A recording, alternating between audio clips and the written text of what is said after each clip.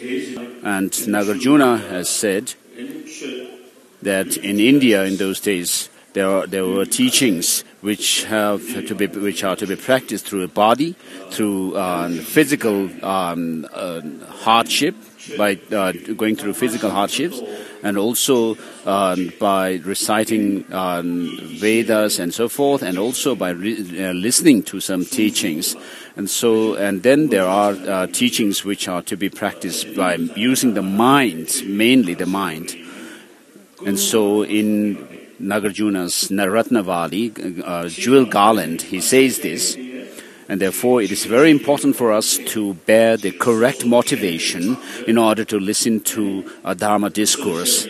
And so on my part, for example, if I have the wrong motivation,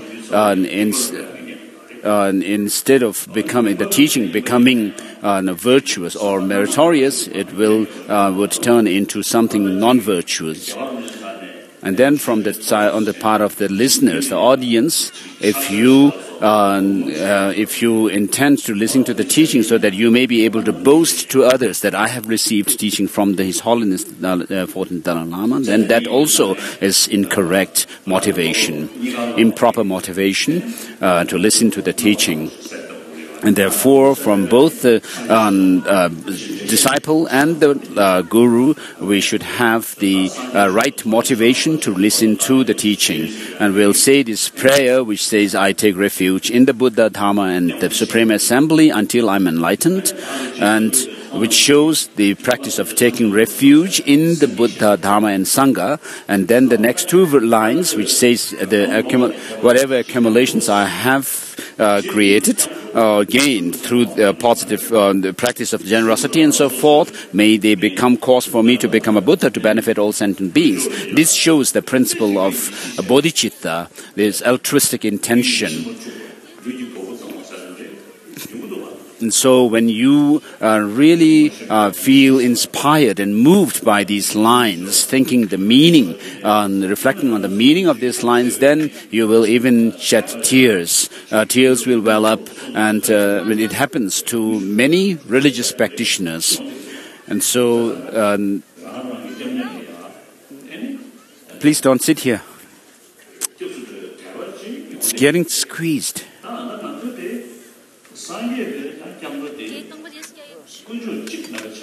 So in the case of Buddhism, we have the three objects of refuge: Buddha, Dharma, and the Sangha. So Buddha is the teacher, and what he has taught us is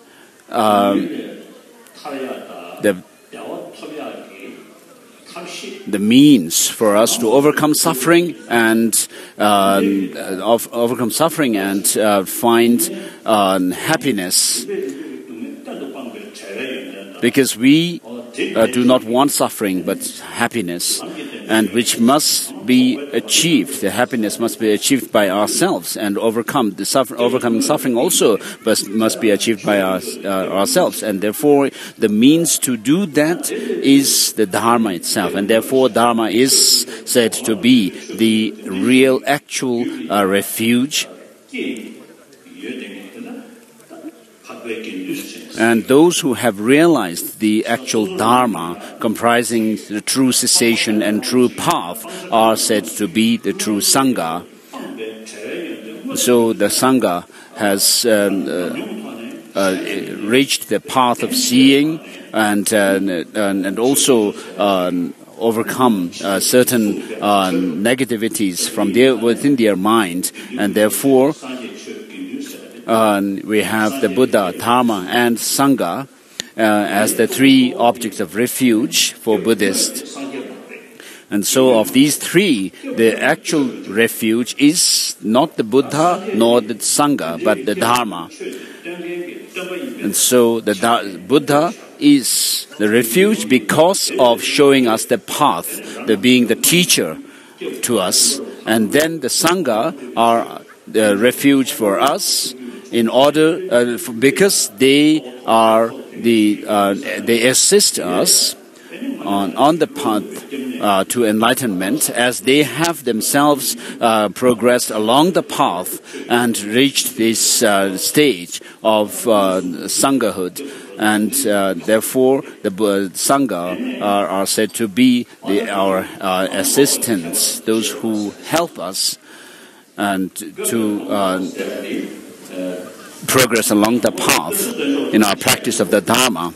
And therefore, when you take refuge in the Buddha, Dharma, and Sangha, this distinguishes us from the wrong paths.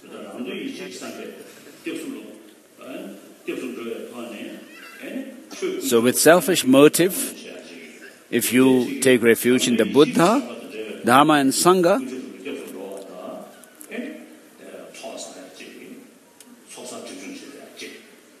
so there is this way of doing the practice of refuge with the selfish motive in order to reach nirvana for oneself alone. But then there is also the way to take refuge in the Buddha, Dharma, and Sangha by dedicating yourself without any selfish motive, dedicating yourself for the benefit of all other sentient beings.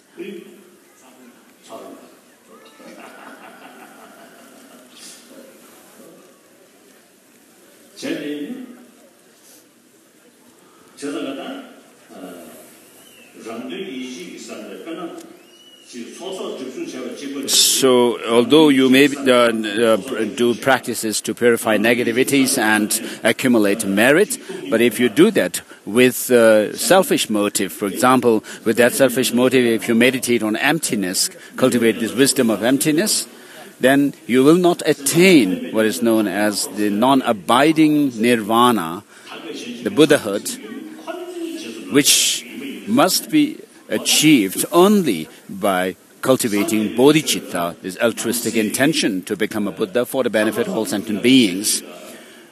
And so, within the teaching of the Buddha, there is a method by which one can lead to mere liberation from samsara, and which is inferior to the total enlightenment or state of omniscience, Buddhahood.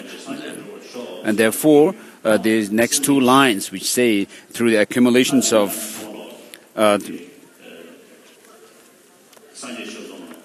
so by the accumulations I create through generosity and so forth, may I become a Buddha to benefit all sentient beings, shows that the path which distinguishes us from the lower path.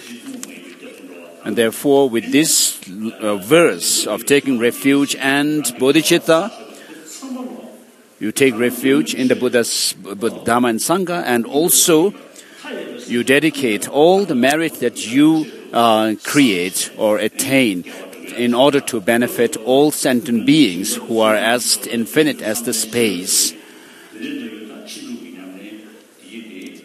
And so with the help of this bodhicitta, whatever practice you do, such as the practice of the perfect or the six perfections, such as the perfection of morality, generosity, and so forth, you are dedicating all these practices to become a Buddha for the benefit of all sentient beings. So, when you say that I go to refuge until I'm enlightened to the Buddha, Dharma, and the Supreme Assembly, and then also by the accumulations I create through the generosity and so forth, we what we come across is the term or the word I. So, what is this I? What is it referred to? Does it refer to your body or your mind? No. Your body is your body and not you. And your speech, your voice is not you, but your voice. And also your mind is not you, but your mind. And so, in Buddhism, there is no independently existing self. Whereas in non-Buddhist traditions, other than Buddhism, they assert an independently existing I, or a self, an Atman or a soul. But Buddhism rejects that kind of independently, objectively existing self, which does not mean that Buddhism doesn't assert a self or a person.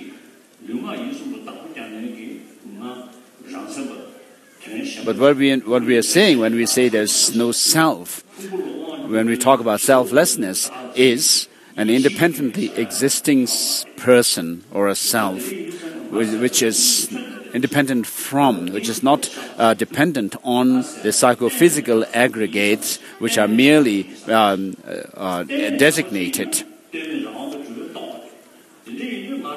And so the I is merely designated,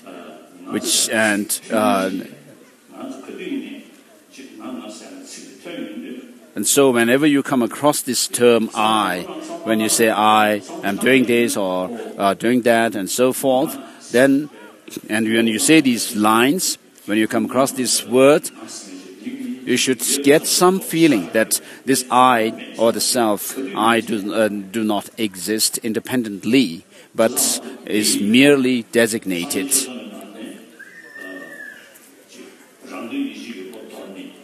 And so you should be able to bring this up in your mind whenever you think of yourself, thinking I am this and that and so forth. And so when you say this verse, I go for refuge until I'm enlightened, until enlightenment to the Buddha, Dharma, and the Supreme Assembly, the I, yourself, is merely designated. And then the self of a Buddha and self of Sangha are also merely designated. And so a merely designated I is taking refuge in the merely designated Buddha, Dharma, and Sangha. So they say this verse, I go for refuge until enlightenment to the Buddha, Dharma, and the Supreme Assembly. By the accumulations I create through generosity and so forth, may I become a Buddha to benefit all sentient beings. So correct your motivation with this verse. Say it 3 times. I go for refuge until enlightenment to the Buddha, Dharma, and the Supreme Assembly. By the accumulations I create through generosity and so forth, may I become a Buddha to benefit all sentient beings. I go for refuge until enlightenment, the Buddha, Dharma, and the Supreme Assembly. By the accumulations I create through generosity and so forth, may I become a Buddha to benefit all sentient beings.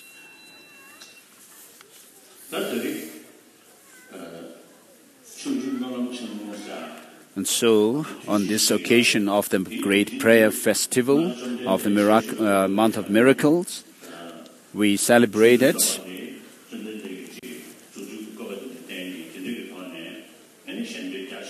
which is related to the miracles that the Buddha showed and displayed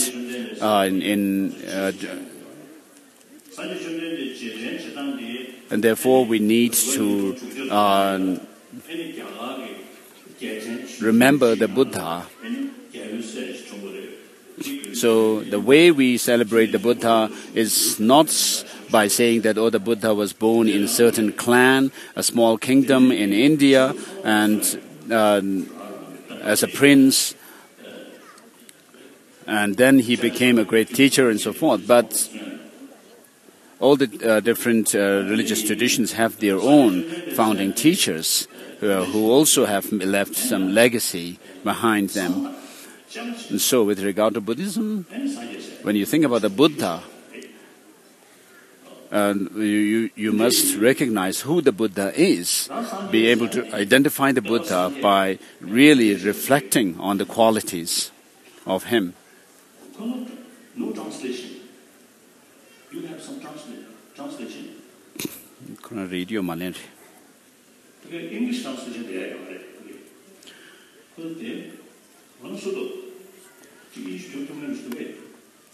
Radio le Kimara. You Mongolian.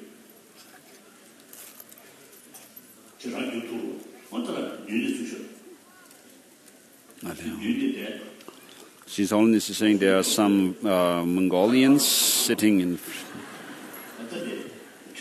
near him. And one monk came forward, a Mongolian monk, and His Holiness is saying that pretend that you are teaching them, and so face them.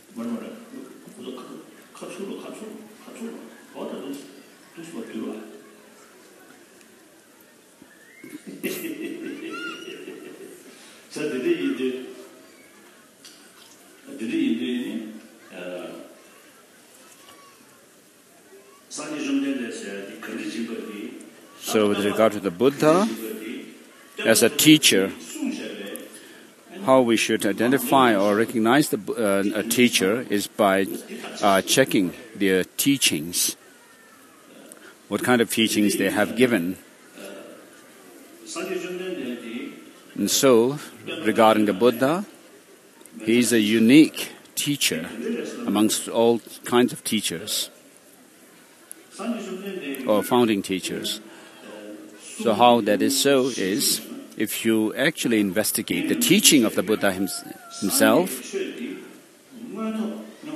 I always say that as Deng Xiaoping has said, finding truth from facts. So I always say that the Buddha's teaching is the same, finding truth from facts. So he has given teachings about the reality on the ground and the nature of things on the ground level, and then also the path.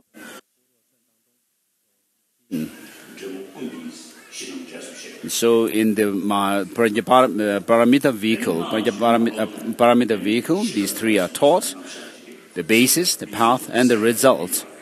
And also in Tantra, this is what the Buddha has taught.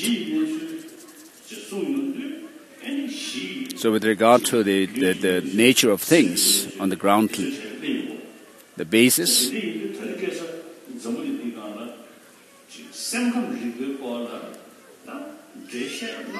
and so which includes also the description of the nature of the mind. And therefore, with regard to psychology that we find in Buddhism, many scientists today find lots of information. They admire the psychology that is found in Buddhism. So for many years, I have been discussing with great scientists, neurobiologists, psychologists, and also health scientists who study health care. And so they find it really admirable.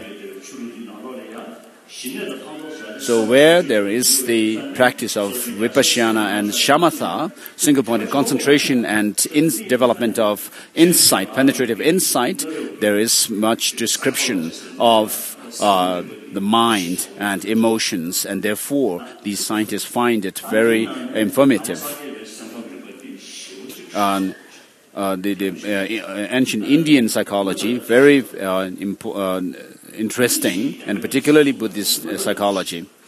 And so when we talk about the psychology, we are actually talking about the reality or the nature of things on the ground or the basis level.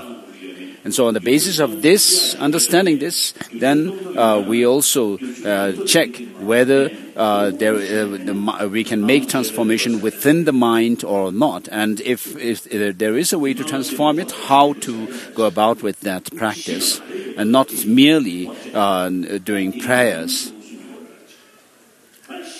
And so knowing the reality of things,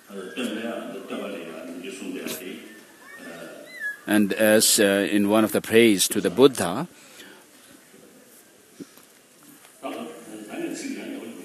so I don't remember the words. So just as the sunlight makes a lotus blossom, likewise the Buddha's teachings make our minds blossom.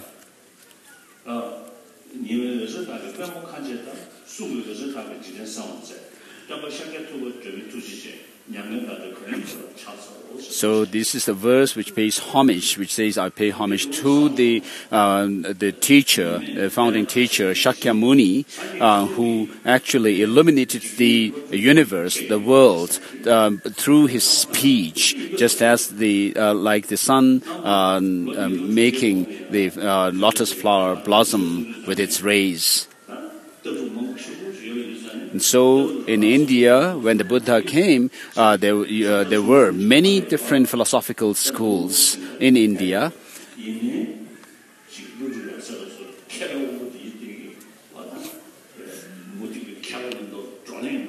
And then masters like Nagarjuna and his disciples also were lived at a time when there were all these different philosophical schools, philosophical thoughts in India, and they had lots of discussions and debate with the non-Buddhist traditions and found the truth in the teaching of the Buddha. And so Buddhism's first in Vikramalashila, Takshashila, Nalanda, and Vikramalashila, from these Buddhist institutions, many great scholars came.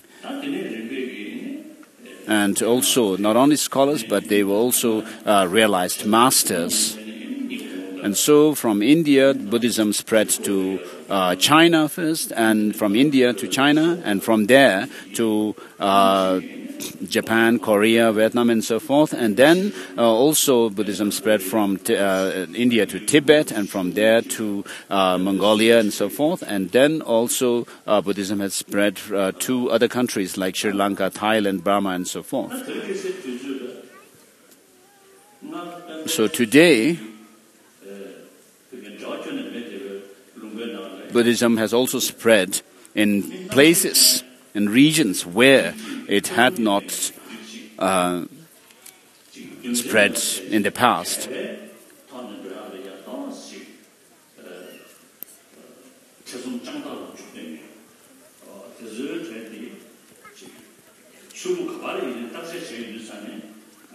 So people who investigate the different teachings, remaining skeptical and not just accepting things on the face value,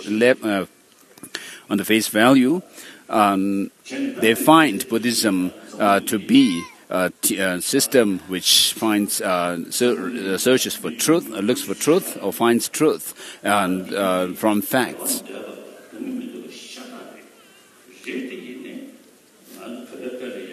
So everyone wants happiness, not suffering. But many of the problems that we face are our own creation, human creation.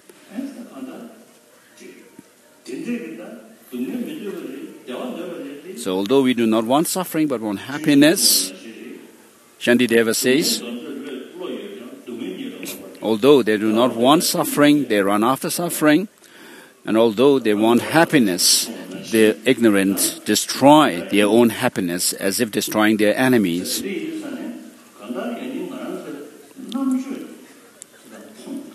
So this is why this happens is because of lack of intelligence and discernment.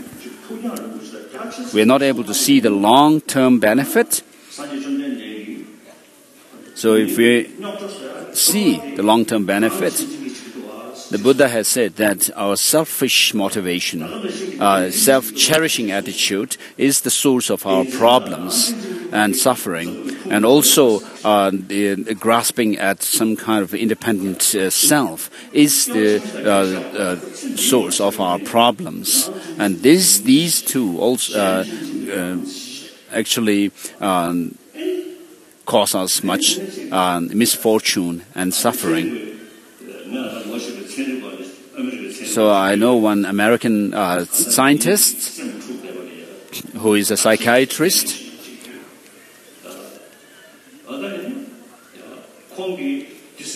So he says that when you become angry at somebody, the person whom you are angry at appears totally negative. But 90% of that negativity or negativeness is your own mental projection. It's not reality. So this is not something which is said by some Buddhist, but someone who his name is Aaron Beck, and so he may be still alive. So such a person, a psychiatrist, has said this. So when I met him, he was about 86.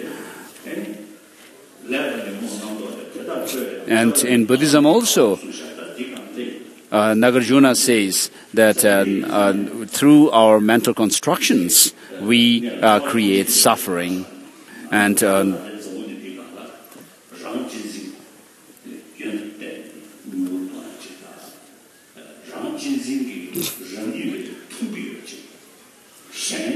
so by seeing that grasping at this kind of objectively independent existence of an I, we create problems for oneself and others, and also by clinging to the self-cherishing attitude, we create problems and misfortunes for oneself and others. And so, when we talk about attaining happiness, it is for our own sake, and not for the benefit of the Buddha.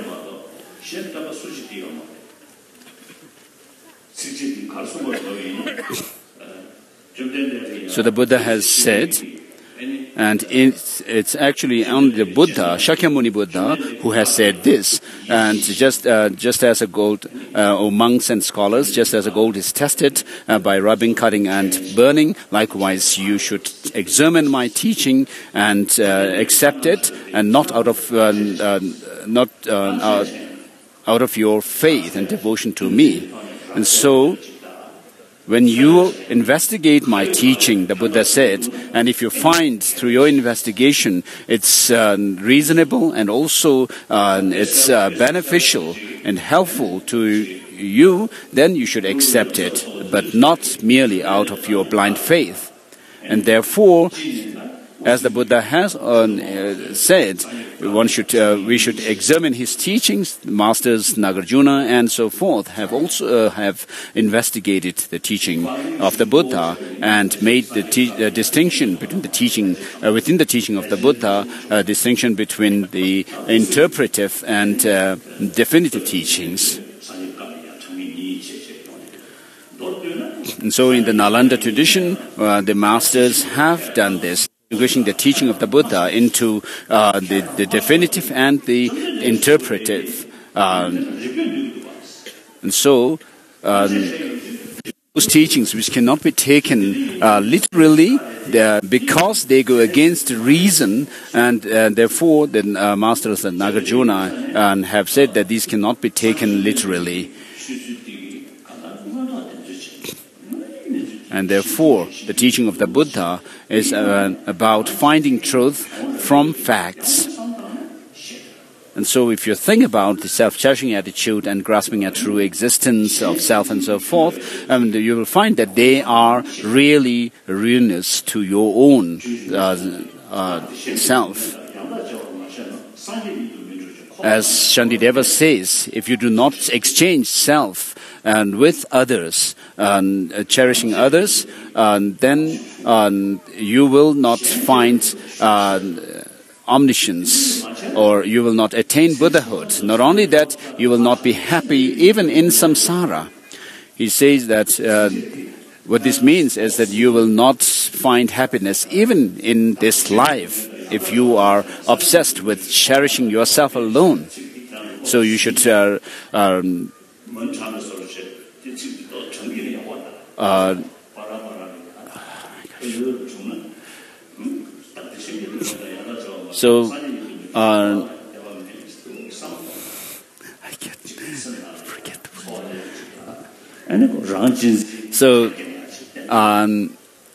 when you think along these lines that Shantideva has said, you'll be able to make this self-cherishing attitude rather embarrassed.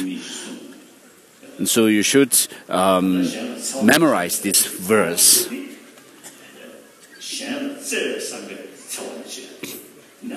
So the fundamental teaching is that not only thinking that you should avoid doing non-virtuous actions because it will harm you, but because it harms others, therefore you should avoid non-virtuous actions, unwholesome actions.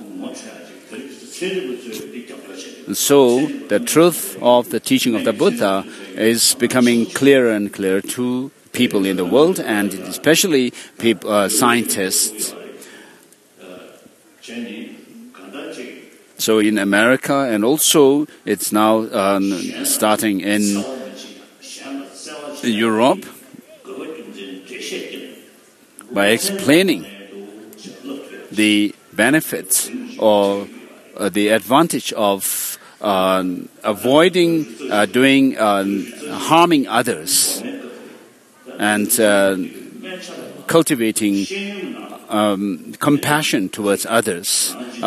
People are actually including these in secular school disciplines. So if we could actually teach people these kind of moral ethics, then it would be really helpful to humanity at large. And so, being a teaching which finds truth from facts, even those who are skeptical about religion, many of them find that the teaching of the Buddha is something that we should actually reflect, take seriously. So without actually checking what the Buddha is, but merely saying that, oh, the Buddha is a very holy person, you may be led astray by people of other beliefs.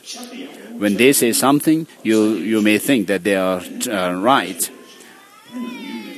And so if you understand the teaching of the Buddha, then it will be really helpful to you. So all the different religious traditions are very good. They help many people. So if they are not so, then people will not follow them. So despite the different philosophical views in these religious traditions, all the religious traditions teach love, compassion, tolerance, forgiveness, contentment, and so forth. So the philosophical differences are needed because of the difference in people's mental dispositions. And therefore, because these different religious traditions are beneficial to people, therefore they are worthy of our respect.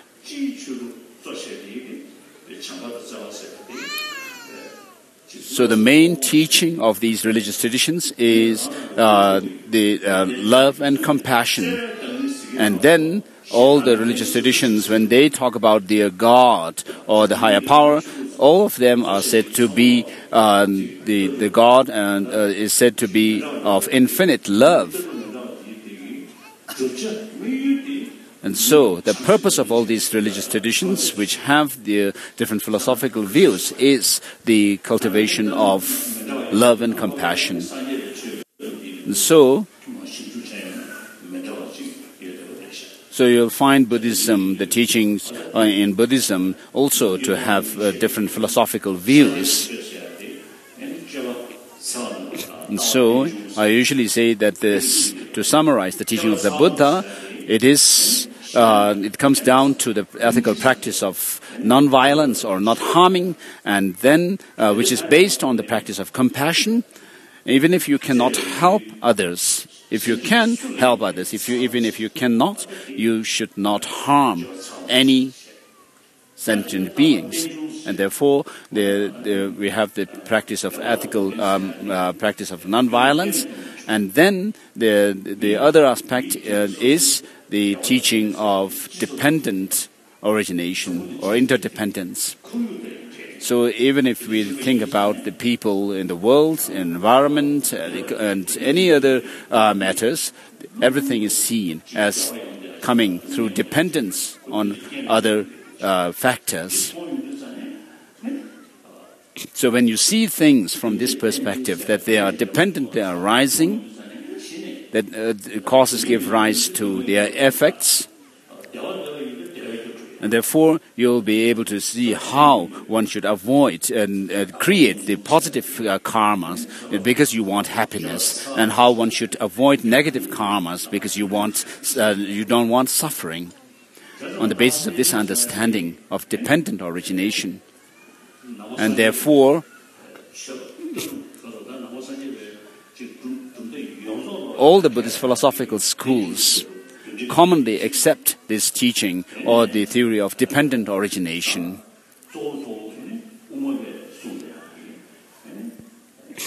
And then mainly in the Madhyamaka philosophy, this dependent origination is understood in terms of dependence between the whole and its parts. The whole is dependent on its parts and that make it up, and also that things are designated and then that things are merely designated. So if you understand that things are relative, then you'll see that there's nothing that exists independently of other factors. And in Buddha Palita, which is Master Buddha Palita says that if things were to have any intrinsic existence, then what is the need for designation?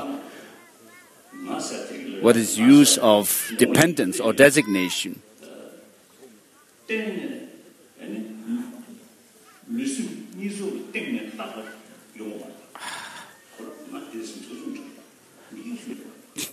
So if things were to have any intrinsic existence, an objective existence, then you could just say the body and the mind together are the person, but that's not the case.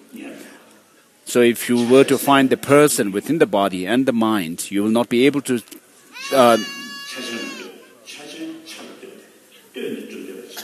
find the person within them. And so what this shows is that the person is designated on its aggregates, the psychophysical aggregates, and the body, the whole body is designated on the basis of its parts. So one understanding of dependent origination is this designation, dependence through designation.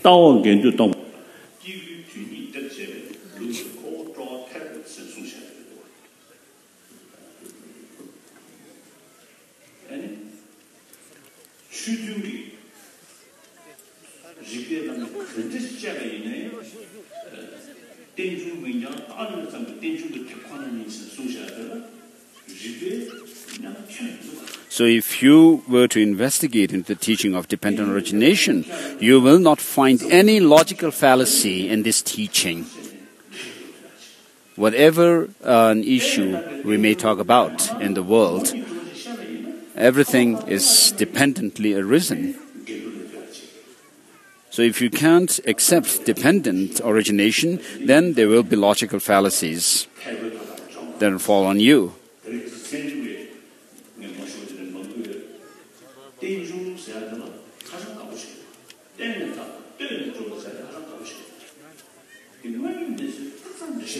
So many of the scientist friends of mine also admire this teaching of dependent origination. They say that it's really true that things are only dependent.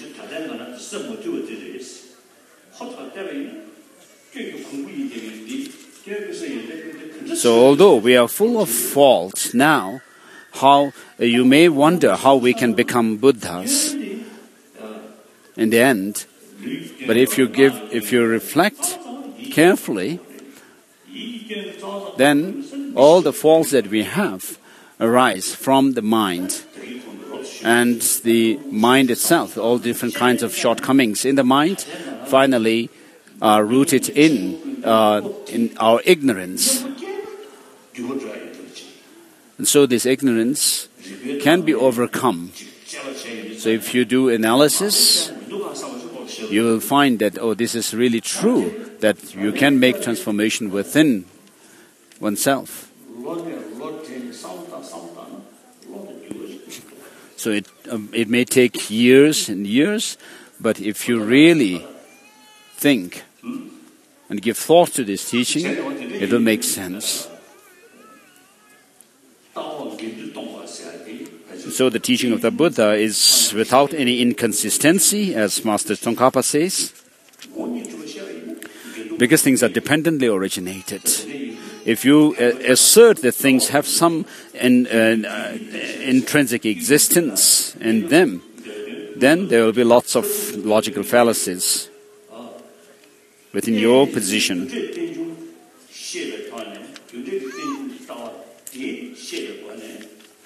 So by understanding how things are dependently originated in the sense of how things are causally brought about, that the causes and conditions bring about their effects, then you'll be able to do practices based on that, which will lead you to higher rebirth in the next life. And then by understanding that things do not have any independent existence, you will be able to see how it is possible to attain nirvana.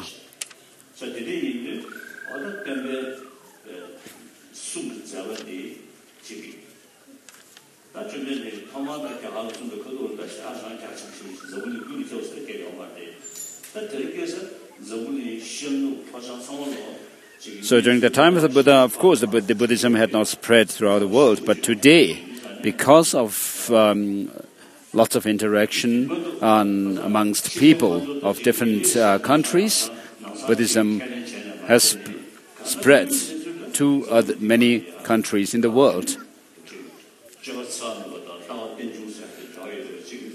So the teaching of the ethical discipline of nonviolence and the philosophical view of dependent origination has lots of bearing on today's world situation.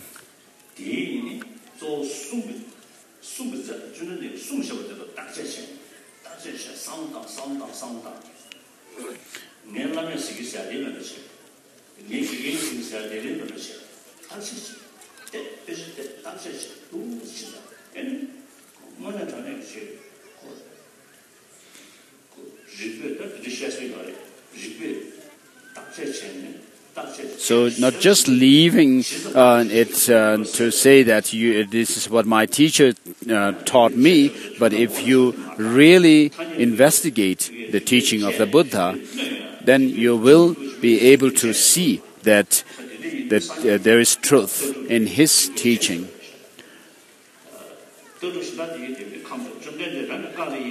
So the teaching of the Buddha is something which can stand the test of reasoning.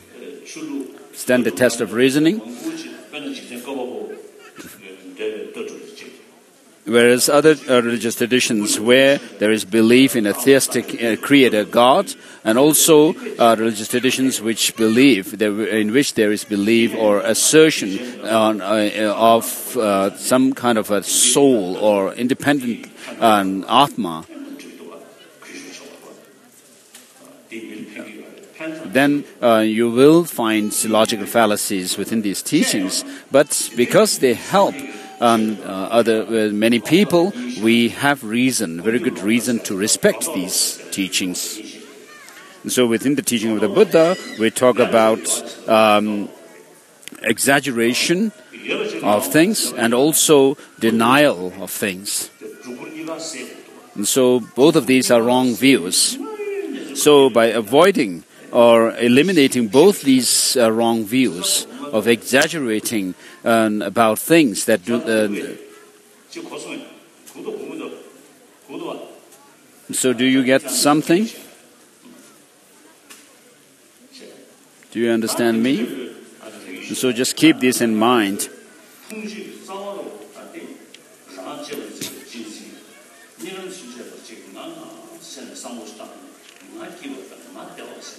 So we all think about happiness for ourselves. Even in dream, you want happiness for yourself.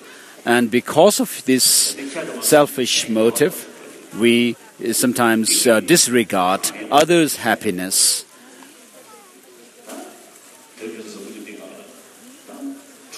And in today's world, there's lots of conflict and killing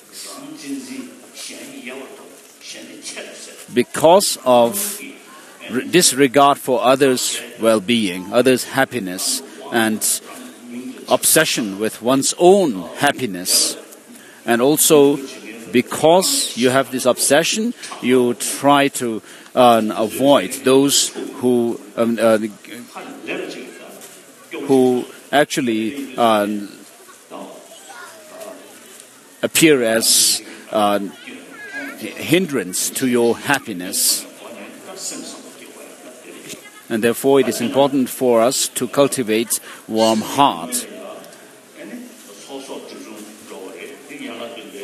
So, in order to do the ceremony for bodhicitta, we did the 7-limb practice. So, Sisong is asking people to stop distributing the edibles. So we are going to do the ceremony for bodhicitta. So those who have already got the talk, the packets containing all kinds of edibles, keep them with you. And so imagine all the Buddha and the Bodhisattvas in the space before you.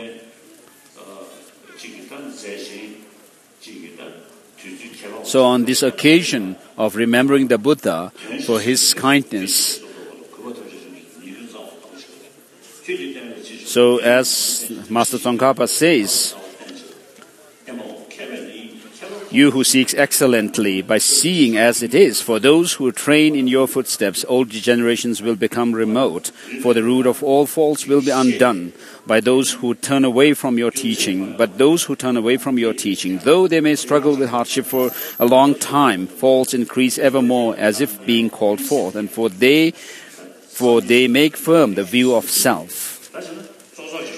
So please kneel on your right knee to say this verse for the bodhicitta ceremony. The verse goes, I take refuge in the until enlightenment to the Buddha, Dharma, and the Supreme Assembly. By the accumulations I create through generosity and so forth, may I become a Buddha to benefit all sentient beings.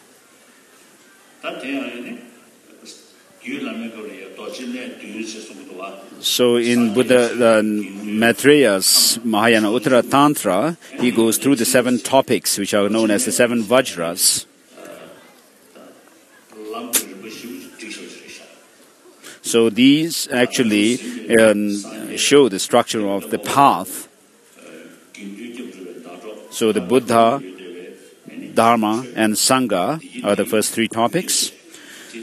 So the Buddha, those who have already become enlightened, and those who are on who are Sangha, and then the Dharma within themselves, which comprise of the true cessation and true path. These are our causal refuges. So the purpose of taking refuge in these 3 refuges, which are causal factors to us, is to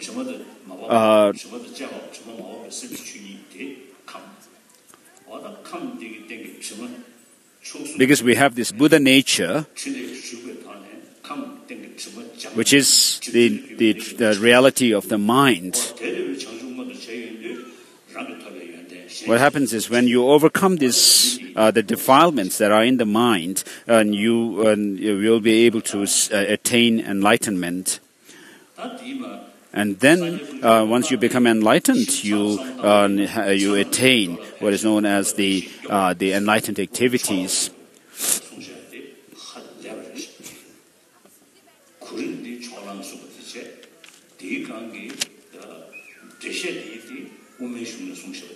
So the Master Dignagar's way of presenting the teaching of the Buddha being an authoritative person, is quite marvelous.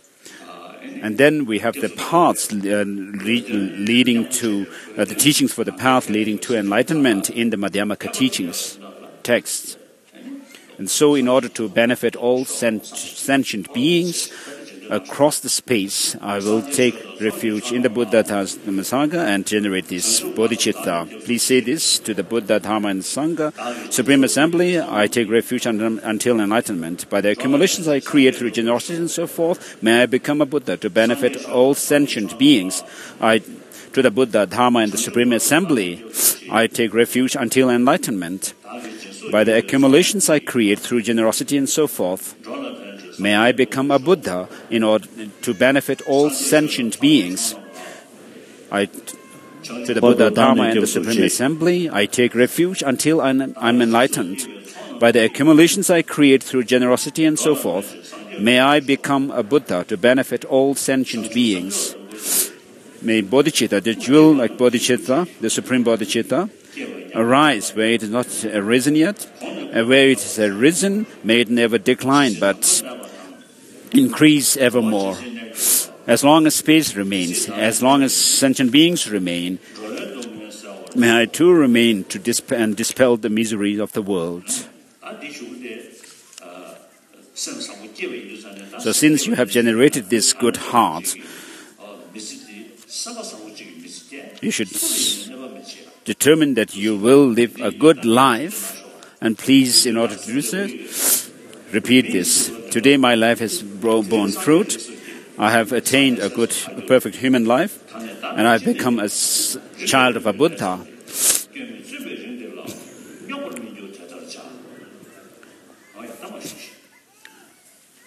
So what you have said is that you will do whatever is worth doing in connection with this, in terms of the bodhicitta, and that you will not cause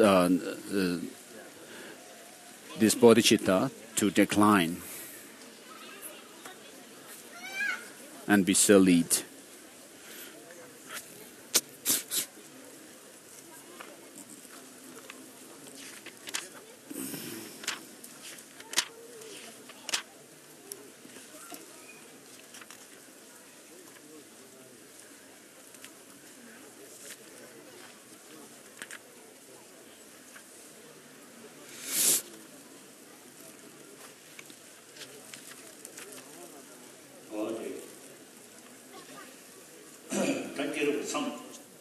So with regard to the Jataka tale,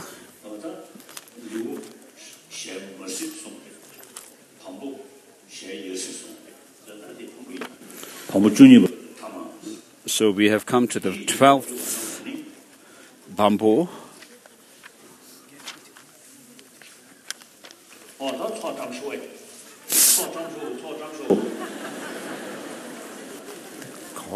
So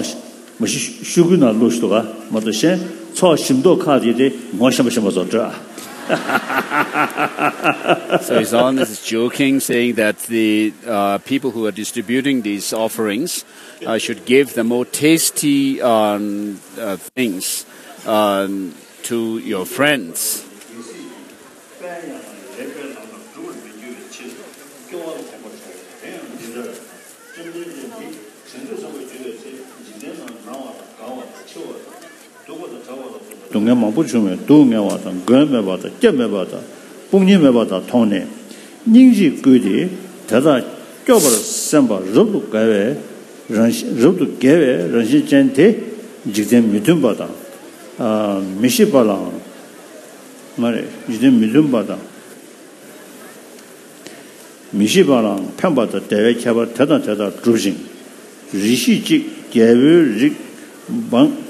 lo nyewe dawa dang triple mebe tarwa pusung sowa dang geten chakwa nolo cha tsewe ngomra chakwa gyujing. So we are on this story, I think, which is the Prince of the Iron House. It says at one time when our Lord was still a bodhisattva, he looked upon the world and found it full of sufferings, of disease and age and death, and of separation from loved ones, calamities upon calamity, which beset every sentient being. Knowing that beings had no refuge, no guidance, no protection, he was moved by compassion to work for the earth's liberation. He wished to gain the highest happiness even for those unknown to him and averse to his teachings.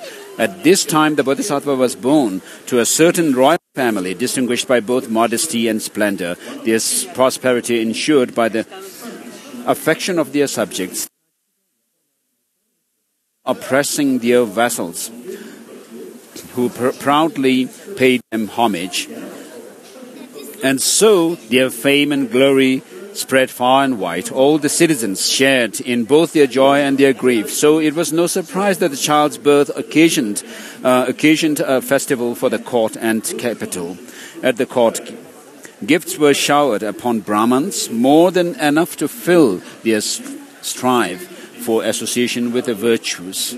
This story may also be recounted when praising the qualities of Tathagata. So the Buddha, always intent on doing good, was a friend even to strangers in his previous existence. To fill their hands and gratify their minds. And all the royal attendants were presented with brilliant garments. Outside the palace, songs, jests, and laughter resounded with streets and blended with the music of many instruments. The heartfelt joy of the people expressed itself in merriment, dancing, and abandon. They told one another exultantly of the happy news, as though they themselves had received a magnificent gift. The happiness of the king grew even greater at their delight. The doors of the prisons were opened, and all the prisoners are set free.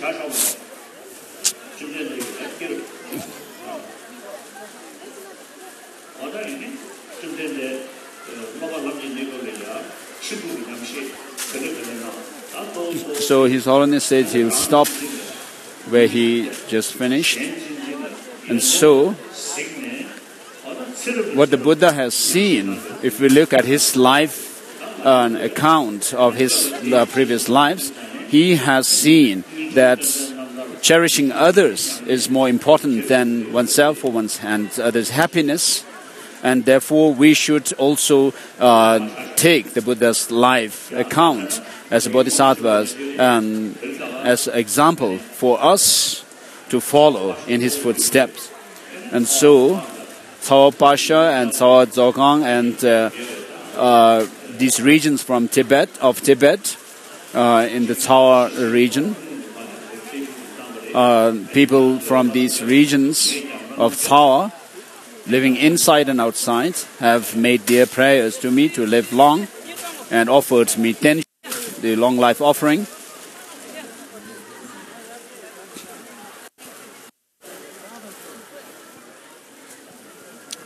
Oh, di twende to. Gondo sangbo de an di shin de da kun gi chu chu ji sim sa re. Oh, kan la cho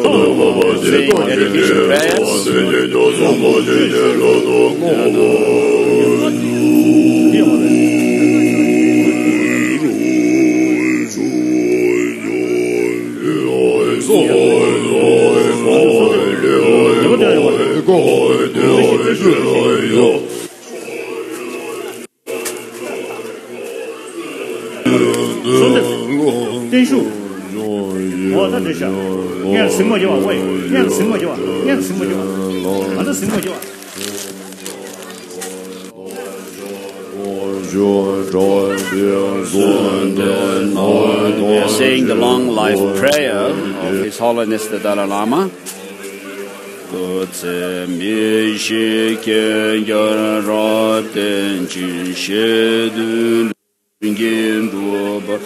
So this is a prayer for the long life of His Holiness called Song of Immortality, written by the two late tutors, Gyabje Ling Rinpoche and Gyabje Chijang Rinpoche, which goes, Om Swasti, to the assembly of the most kind teachers, both present and past, the miraculous dance of the body, speech and mind of innumerable Buddhas manifesting in accord with aspirants' spiritual capacities, the wish-granting jewel, the source of all virtues and goodness. Virtue and goodness, to you we offer our prayers with fervent devotion, that Tenzin Gyatso, protector of the land of snows, lived for 100 aeons, shower on him your blessings, so that his aspirations are fulfilled without hindrance. To the assembly of all meditational deities, manifesting as countless mandalas and divinities, the magical clouds of immaculate transcendent wisdom reaching to the furthest expanse of the space of the ultimate reality. To you we offer our prayers with fervent devotion, that Tenzin Gyatso, protector of the land of snows, live for 100 aeons. Shower on him your blessings so that his aspirations are fulfilled without hindrance. To all the victorious Buddhas of the three times, endowed with 10 powers and who are even masters of the gods, and whose attributes of perfection are the source of all compassionate deeds, benefiting the vast ocean-like realm of sentient beings. To you we offer our prayers with fervent devotion, that Tenzin Gyatso, protector of the land of snows, live for 100 aeons. Shower on him your blessings so that his aspirations are fulfilled without hindrance. To the assembly of sacred doctrine embodied in the three vehicles, supremely serene, a jewel treasure of enlightenment, stainless, unchanging, eternally good, and the glory of all virtues, which actually liberates beings from the sufferings of the three worlds. To you we offer our prayers with fervent devotion, that Tenzin Gyatso, protector of the land of snows, live for 100 eons. Shower on him your blessings so that his aspirations may be fulfilled without hindrance. To all members of enlightening noble spiritual community, Sangha, who never stray from the thoroughly liberating adamant city, who possess the wisdom eye that directly sees the profound truth and the highest valor to destroy all machinations of cyclic existence. To you we offer our prayers with fervent devotion, that Tenzin Gyatso, protector of the land of snows, live for 100 eons. Shower on him your blessings so that his aspirations are fulfilled without hindrance. To the assembly of heroes and dakinis, heavenly beings of the three worlds, who appear in the highest paradise, in the sacred places and in the cremation grounds, and who, through creative play in the hundredfold experiences of bliss and emptiness, support practitioners in their meditation on the excellent path. To you we offer our prayers with fervent devotion, that Tenzin Gyatso, protector of the land of snows, live for 100 eons. Shower on him your blessings so that his aspirations are fulfilled without hindrance. To the ocean of protectors, endowed with eyes of transcendent wisdom, the powerful guardians and upholders of the teaching, who wear inseparably on their matted locks the knot symbolizing their pledge to the Vajra halter. To you we offer our prayers with fervent devotion, that Tenzin Gyatso, protector of the land of snows, live for 100 eons. Shower on him your blessings so that his aspirations are fulfilled without hindrance. Thus, to this congregation of excellent, undeceiving refuge, we pray that by the power of this prayer, expressed from a heart filled with fervent devotion and humility, may the body, speech, and mind of the soul of the land of snows, the supreme Ngawang Lobsang Tenzin Gyatso, be indestructible, unfluctuating, and unceasing. May he live immutable for 100 eons, seated on a diamond throne, transcending decay and destruction. To you are the jewel heart, embodying the all compassionate and beneficial deeds. O most courageous one, you carry upon your shoulders the burden of all the Buddhas of the infinite realms. May all your noble aspirations be fulfilled as intended. By virtue of this, may the heavenly doors of the fortunate era open eternally, a source of relief and respite for all beings, and may the auspicious signs reach the apex of existence and release, and the sacred teachings flourish through all times and in all realms.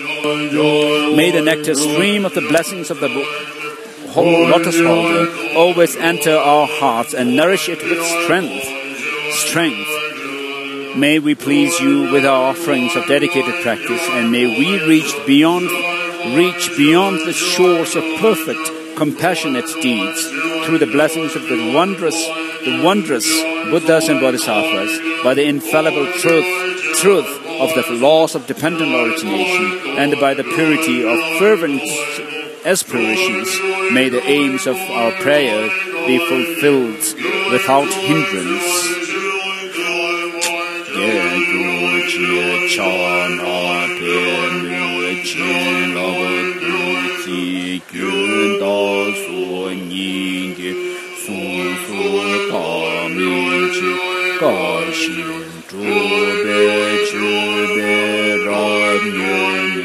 San Chu Chu Kya Zu Tara Su Shu Mei Ju Se Ye Wei Qin Lam Tai Den Zhe Lu Wa Mei Bei Tian Ba Tang Da Gil Hao Samai Ta Bei Tu Tu Ki Nun Ben Du Gen Den Lo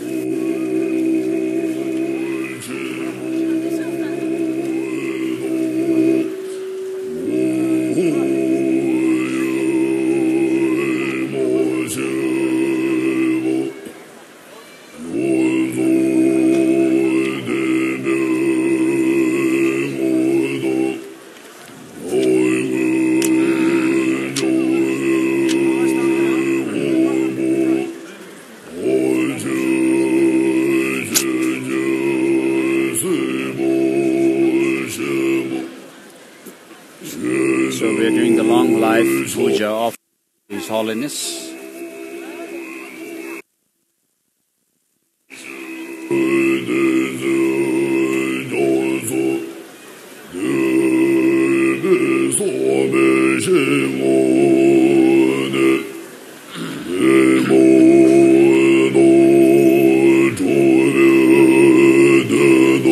So the chant master is saying that for the sake of all sentient beings and the Buddha Dharma, we request you, Your Holiness,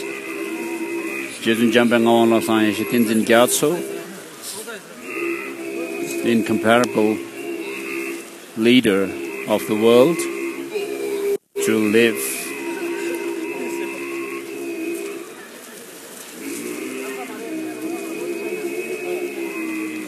we request you to live for 100 years.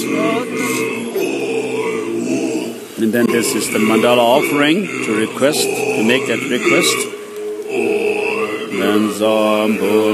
So here, what we visualize is the cosmos, as it is described in Buddhist literature, with Mount Meru in the center, surrounded by the 4 continents, and then the subcontinents in each the 4 directions, with the ocean and the 7 mountains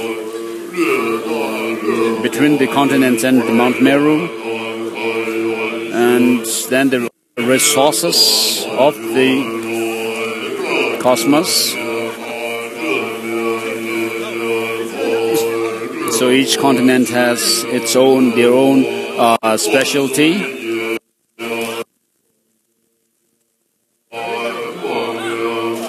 Such as the jewel, and then the wish-granting tree, wish-granting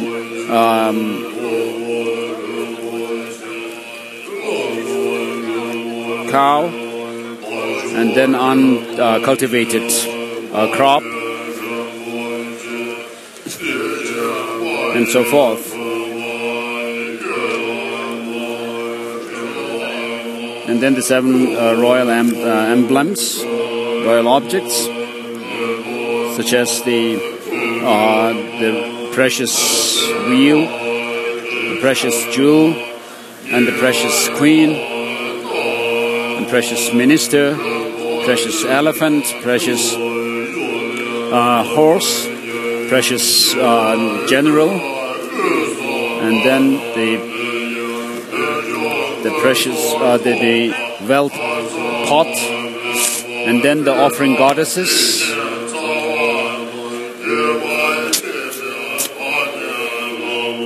the elegant one, and then the goddess holding the mala garland of flowers, and the singer and dancer, the goddess holding offerings of flowers, incense, and the goddesses holding lamp, and then perfume, scented water, and then sun and the moon. So in order to request your holiness, the incomparable leader of the world, you who go by the name of Jejun Jambe Ngawon Losang Ishe Tintin Gyato Tsungpa Mebe Depel Sangbo, we request you to live for tens of thousands of years, aeons,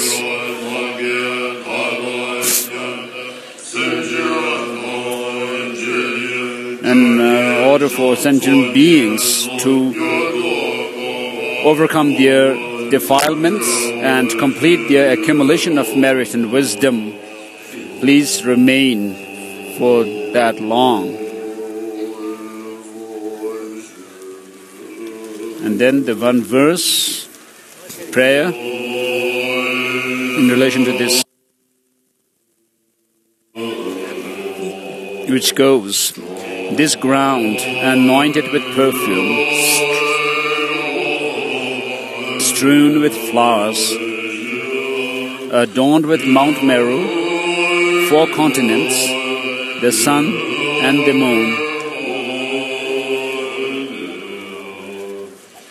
I imagine this as a Buddha field and offer it to you.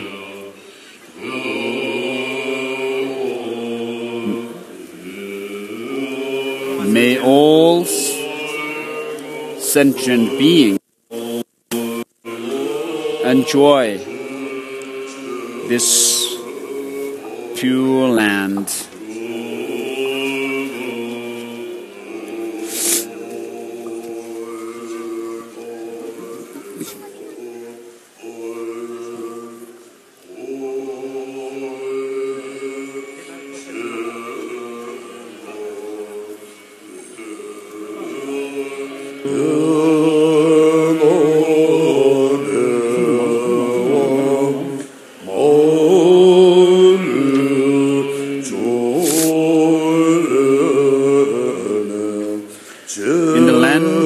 Encircled by snow mountains, you are the source of all happiness and good. All-powerful Jenresik Avalokiteshvara, Tenzin Gyatso, please remain until samsara ends.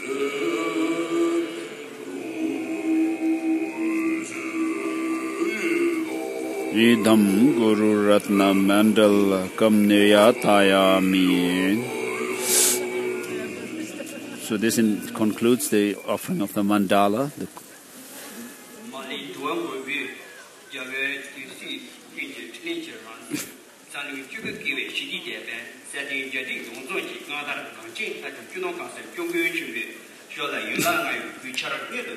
So with due respect, I bow down to His Holiness the Tibetan government, the 3 pillars of the Tibetan government and its administrators, and everyone gathered here. We, the people of Tsawa Rong of Tibet,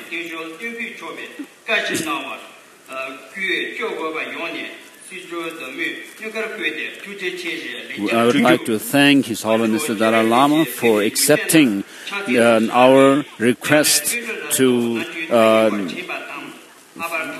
for this long life puja offering to him.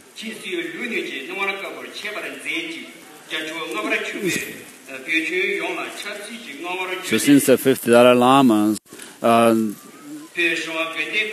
the Gaden Potang has ruled and administered Tibet, and then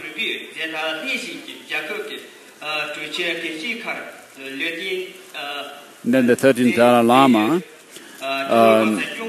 continued that legacy to hold the independence of Tibet, and the 14th Dalai Lama took the dual responsibility in 1950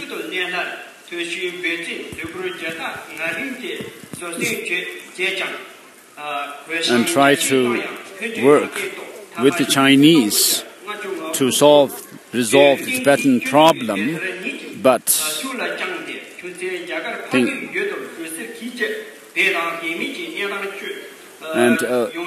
finally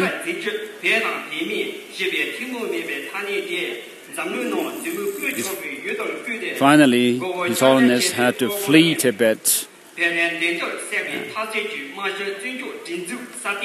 And since we came into exile, the Tibet and Tibetans have become well known to the outside world. To preserve and promote our own culture, religion, and language and script and so forth, His Holiness has started the schools and also re-established monasteries and nunneries in exile, and also people have gone out to the Western and other parts of the world to spread the Tibetan culture and religion.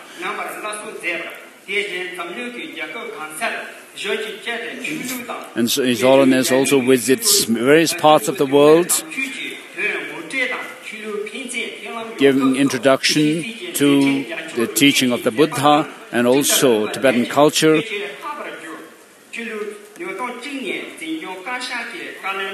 And in terms of the political responsibility, since 2001, when the Tibetan people started an elected political leader,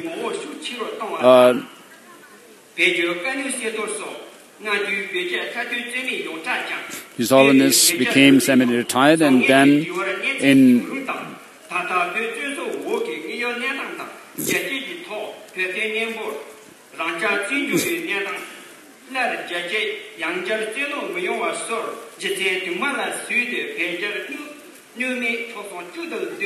to keep our struggle for Tibetan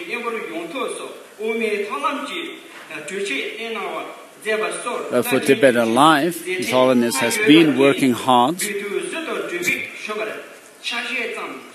based on the middle way approach, which is mutually beneficial for both the peoples of China and Tibetan and the Chinese.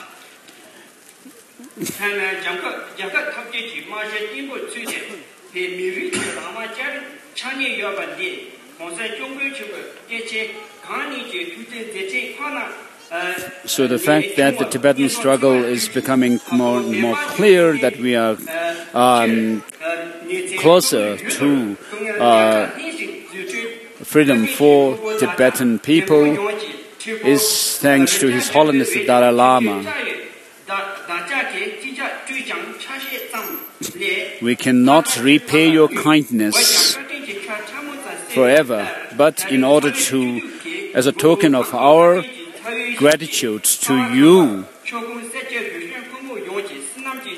to make up a small part of that gratitude, we made our request to let us make a Tenshuk offering to you, Your Holiness.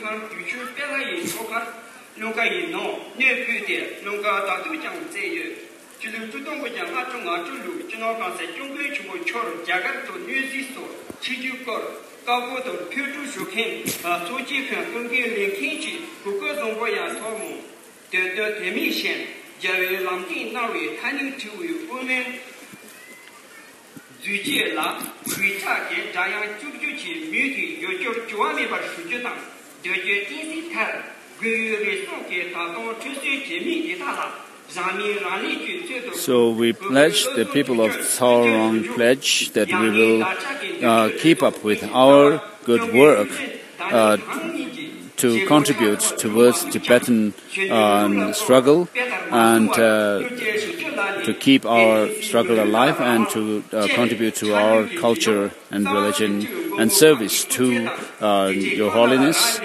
And also, there are few people still clinging to the worship of Dölgyel, this malevolent spirit, but the majority of us do not do that.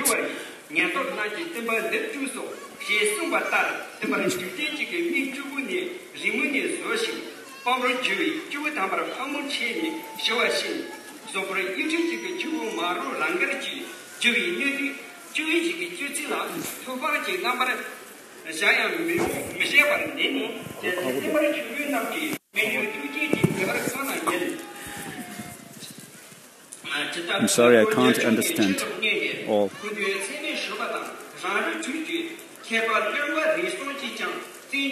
The dialect.